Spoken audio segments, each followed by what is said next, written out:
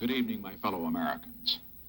10 days ago, in my report to the nation on Vietnam, I announced the decision to withdraw an additional 150,000 Americans from Vietnam over the next year.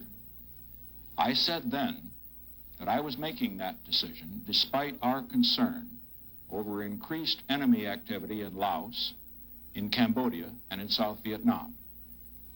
And at that time, I warned that if I concluded that increased enemy activity in any of these areas endangered the lives of Americans remaining in Vietnam, I would not hesitate to take strong and effective measures to deal with that situation.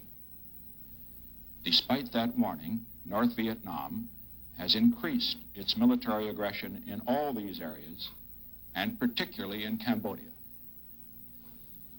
After full consultation with the National Security Council, Ambassador Bunker, General Abrams, and my other advisors, I have concluded that the actions of the enemy in the last 10 days clearly endanger the lives of Americans who are in Vietnam now and would constitute an unacceptable risk to those who will be there after withdrawal of another 150,000.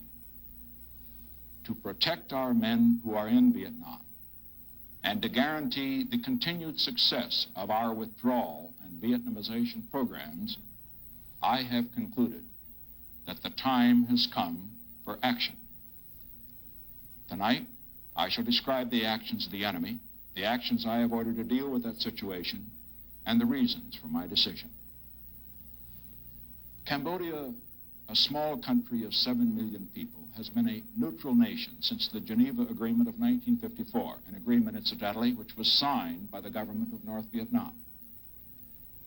American policy since then has been to scrupulously respect the neutrality of the Cambodian people.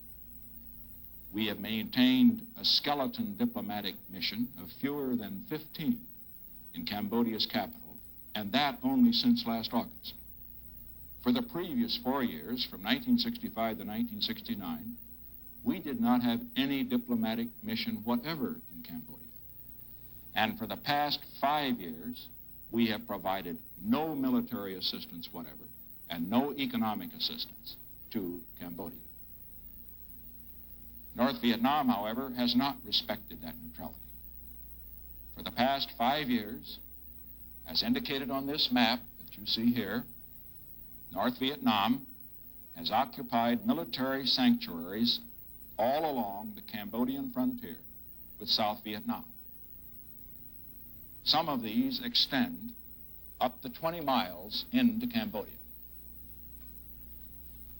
The sanctuaries are in red, and as you note, they are on both sides of the border.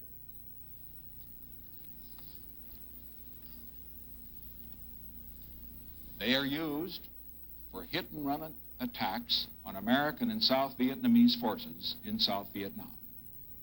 These communist-occupied territories contain major base camps, training sites, logistics facilities, weapons and ammunition factories, airstrips, and prisoner-of-war compounds.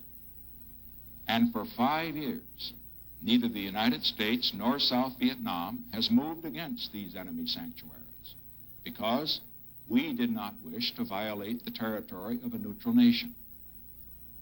Even after the Vietnamese communists began to expand these sanctuaries 4 weeks ago, we counseled patience to our South Vietnamese allies and imposed restraints on our own commanders. In contrast to our policy, the enemy in the past 2 weeks has stepped up his guerrilla actions, and he is concentrating his main forces in these sanctuaries that you see on this map, where they are building up to launch massive attacks on our forces and those of South Vietnam.